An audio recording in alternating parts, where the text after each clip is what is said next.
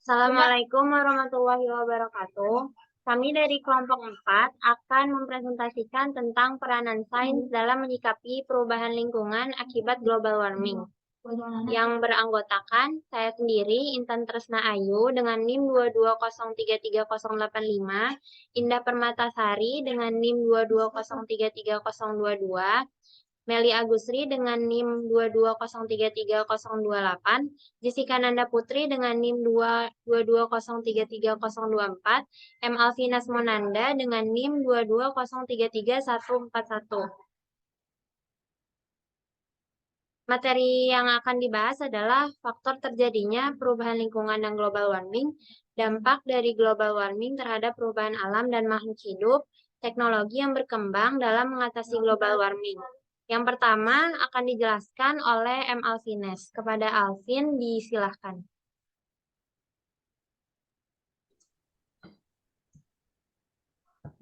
Faktor terjadinya perubahan lingkungan dan global warming. Penyebab terjadinya perubahan iklim dan pemanasan global terdiri dari berbagai faktor yang menimbulkan dampak bagi kehidupan manusia. Yang pertama, efek rumah kaca. Pemanasan global telah menjadi masalah bersama negara-negara di dunia.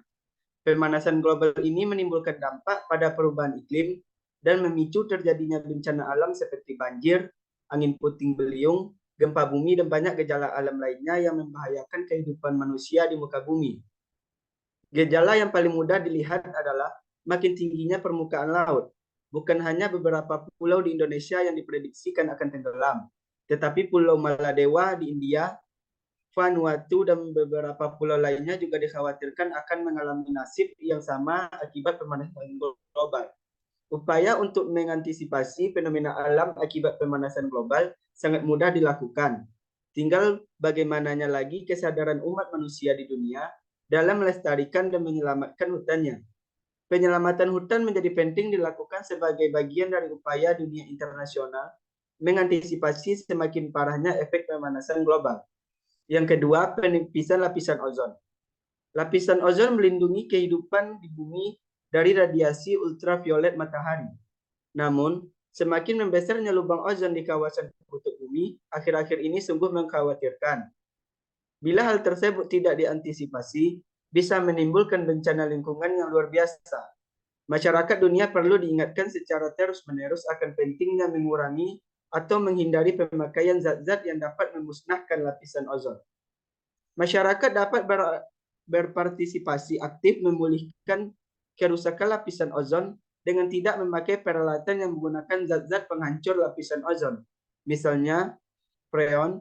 Juga perlu adanya undang-undang khusus mengenai pelarangan berbagai produk seperti lemari es dan penyejuk ruangan atau AC yang masih menggunakan klorofluorokarbon atau CFCs. Yang ketiga, kelestarian hutan-hutan. Salah satu sumber daya yang penting tidak hanya dalam menunjang perekonomian nasional, tetapi juga dalam menjaga daya dukung lingkungan terhadap keseimbangan ekosistem dunia. Indonesia merupakan salah satu negara di dunia dengan luas hutan terbesar. Keanekaragaman hayatinya dipelihara dengan baik, maka sesungguhnya akan memberikan keuntungan bagi Indonesia, baik secara sosial maupun ekonomi. Apalagi sektor-sektor seperti kehutanan, pertanian, perikanan, kesehatan, ilmu pengetahuan, industri, dan pariwisata. Sesungguhnya sangat bergantung pada keberadaan keanekaragaman hayati. Selama ini yang terjadi justru sebaliknya. Sejak tahun 1970-an, kerusakan hutan mulai menjadi isu penting, di mana penebangan hutan secara komersil mulai dibuka secara besar-besaran. Menurut data Forest Watch Indonesia, laju kerusakan hutan pada tahun 1985 sampai 1997 telah mencapai sebesar 2,2 juta per tahun. Kerusakan hutan terutama disebabkan oleh penebangan liar, kebakaran hutan yang disengaja dan tidak disengaja, perkebunan skala besar, serta kerusakan-kerusakan yang ditimbulkan HPR atau pengusahaan hutan dan RTI, rutan tanaman industri. Salah satu fungsi hutan sendiri adalah sebagai penyerap emisi GRK atau bisa juga disebut emisi karbon. Selanjutnya, perubahan habitat pergeseran. Secara luas terjadi pada habitat-habitat tanaman dan binatang. Beberapa spesies sangat sulit untuk dapat bertahan di habitatnya sekarang. Beberapa tanaman bunga tidak dapat berbunga tanpa mengalami musim dingin yang benar-benar dingin. Dan kegiatan manusia telah mempersulit tumbuhan dan binatang untuk mencapai habitat barunya. Bahkan tidak memungkinkan bagi tumbuhan dan binatang untuk mencapai habitat baru. Yang selanjutnya adalah gangguan kehidupan laut. Dengan adanya pemanasan global, suhu permukaan air laut menjadi lebih hangat, sehingga meningkatkan tekanan bagi ekosistem. Laut seperti batu karang yang menjadi putih, pada proses ini karang-karang melepaskan ganggang yang memberikan warna dan makanan pada karang, sehingga karang menjadi putih dan mati. Peningkatan suhu air yang membantu penyebaran penyakit-penyakit yang sangat mempengaruhi kehidupan makhluk-makhluk di dalam laut. Yang selanjutnya, gangguan cuaca, kondisi cuaca. Ekstrim bisa sering terjadi sehingga lebih menambah daya rusak. Perubahan pola hujan dapat meningkatkan banjir dan kekeringan di beberapa daerah. Angin ribut dan badai tropis bisa muncul dengan kekuatan yang lebih besar. Materi selanjutnya akan disampaikan oleh Indah Permatasari. Kepada Indah Permatasari, dipersilakan. Baiklah, saya akan melanjutkan materi yang sudah dibacakan oleh M. Alvines. Materi selanjutnya itu tentang meningkatnya permukaan air laut. Meningkatnya suhu global selama berabad-abad telah mencairkan sejumlah besar es yang melapisi sebagian besar Afrika. Akibat tinggi permukaan air laut menjadi naik di seluruh dunia. Banyak wilayah pantai yang kebanjiran, erosi, hilangnya daratan, dan masuknya air laut ke wilayah air tawar. Peningkatan permukaan air laut yang tinggi dapat menenggelamkan kota-kota pantai, negara kepulauan kecil, dan wilayah-wilayah yang tidak dihuni lainnya. Dan selanjutnya itu efek langsung perubahan iklim. Efek langsung iklim panas yang ekstrim seperti gelombang panas dan thermal stress adalah peningkatan penyakit dan kematian pada manusia yang rentan penyakit jantung dan gangguan pernapasan. Pakar klimatologi memperkirakan bahwa frekuensi dan jantung dan gangguan pernapasan akan meningkatnya karena naiknya suhu rata-rata dan keanekaragaman. Efek langsung lain dari perubahan iklim adalah dampak kepada pemanasan karena peningkatan polusi udara dengan bertambahnya aerolergen seperti spora dan jamur. Gangguan pernapasan terutama dirasakan di perkotaan dengan udara yang tidak mengalir. Udara panas juga menambah jumlah penyebab gangguan pernapasan seperti tungau, debu, dan rumah pada jamur. Dan selanjutnya itu ada efek tidak langsung perubahan iklim. Banyaknya efek tidak langsung disebabkan oleh gangguan sistem ekologi dan yang rumit seperti perubahan wilayah, cukupan, dan kegiatan penyakit menular yang ditularkan oleh organisme vektor seperti malaria dengan dengue, filariasis, dan encephalitis. Yang kedua ada perubahan transmisi penyakit dari manusia ke manusia, termasuk keracunan makanan dan transmisi penyebab penyakit lewat air. 3. Ada gangguan kesehatan manusia dengan gizi karena perubahan produktivitas pertanian. 4. Ada berbagai macam akibat karena naiknya permukaan air laut. 5. Ada perubahan kesehatan masyarakat yang berhubungan dengan perpindahan yang penduduk. Yang keenam ada gangguan kesehatan oleh konflik kekerasan karena keterbatasan air dan makanan disebabkan perubahan iklim. Nah, materi kedua saya kembalikan kepada moderator. Untuk materi kedua akan dipresentasikan oleh Jessica Nanda Putri. Kepada Jessica, disilahkan. Bella, saya akan menjelaskan tentang dampak dari global warming terhadap perubahan alam dan makhluk hidup. Beberapa dampak dari global warming terhadap perubahan alam dan makhluk hidup yaitu yang pertama, cuaca. Dampak dari pemanasan global adalah berubahnya iklim, seperti hujan deras yang masih sering terjadi. Walaupun telah memasuki bulan yang seharusnya musim kemarau, Pergantian musim kemarau ke musim hujan selalu tidak teratur. Yang kedua, pertanian. Pemanasan global juga berdampak pada pertanian. Sebagai contoh, di beberapa negara, ada yang tumbuhannya bisa tumbuh pada daerah lembab, dan ada yang tumbuh di tempatnya yang kering. Yang ketiga, hewan dan tumbuhan.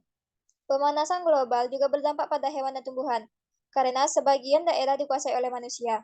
Dalam pemanasan global, hewan cenderung untuk bermigrasi ke arah kutub atau ke atas pegunungan.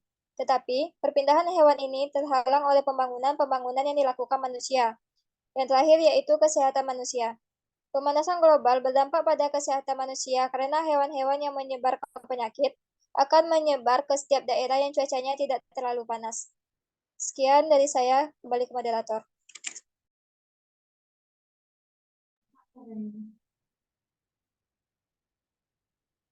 Untuk materi ketiga akan dipresentasikan oleh Meli Agusri. Kepada Meli Agusri, disilakan. Baiklah, saya akan menjelaskan teknologi yang berkembang dalam mengatasi global warming. Yang pertama, memproduksi minyak secara alami. Thermodepolymerization merupakan suatu proses yang sama dengan bagaimana alam memproduksi minyak. Misalnya limbah berbasis karbon jika dipanaskan dan diberi tekanan tepat, mampu menghasilkan bahan minyak. Secara alamiah, proses ini membutuhkan waktu jutaan tahun. Dari eksperimen yang sudah-sudah, kotoran ayam kalkun mampu memproduksi sekitar 600 ton botulinum. Kedua, menghilangkan kadar garam air laut. PBB mencatat suplai air bersih akan sangat terbatas bagi miliaran manusia pada pertengahan abad ini. Ada teknologi bernama desalinasi, yakni menghilangkan kadar garam dan mineral dari air laut sehingga layak diminum. Ini merupakan solusi yang bisa dilakukan untuk mencegah krisis air. Masalahnya, teknologi ini terlalu mahal dan membutuhkan energi cukup besar. Kini, para ilmuwan tengah mencari jalan agar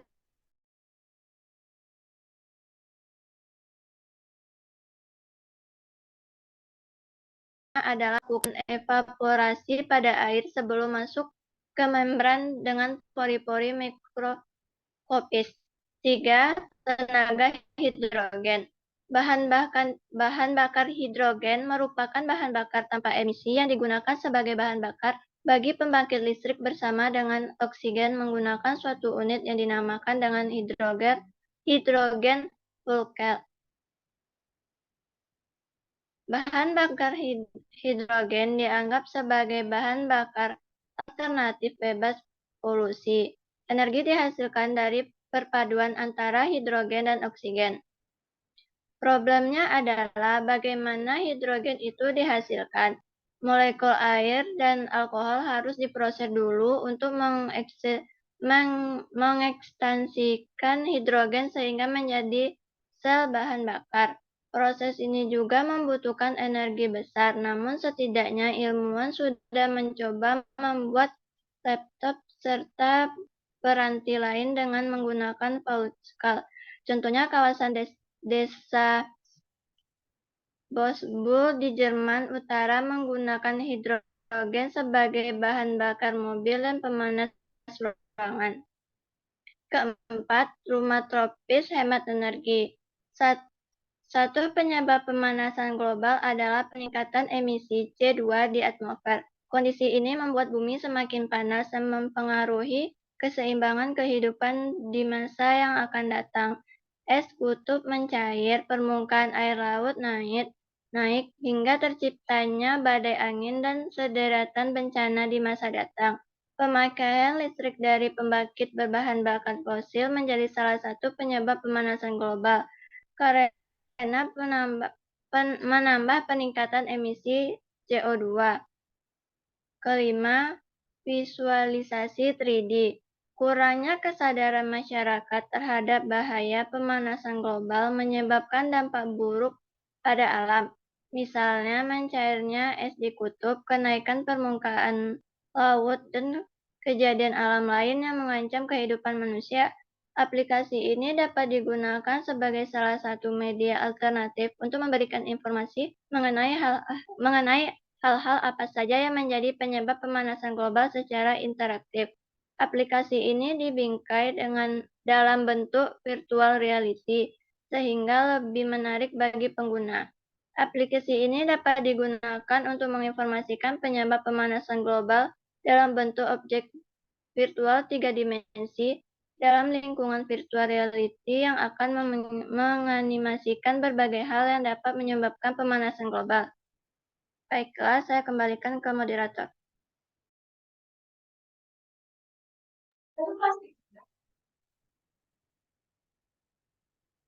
Selanjutnya adalah studi kasus.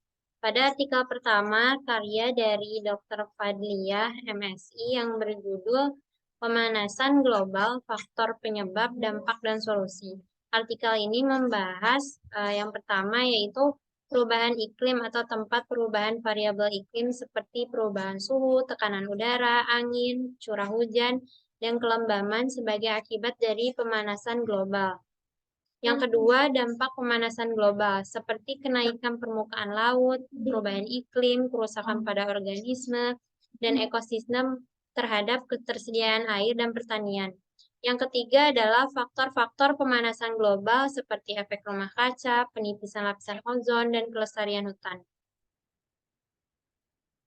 Untuk artikel yang kedua, kami mengambil artikel dari Angga Debi Prayuda dengan judul Peranan Filsafat Ilmu dalam Memandang Fenomena Global Warming Terhadap Lingkungan.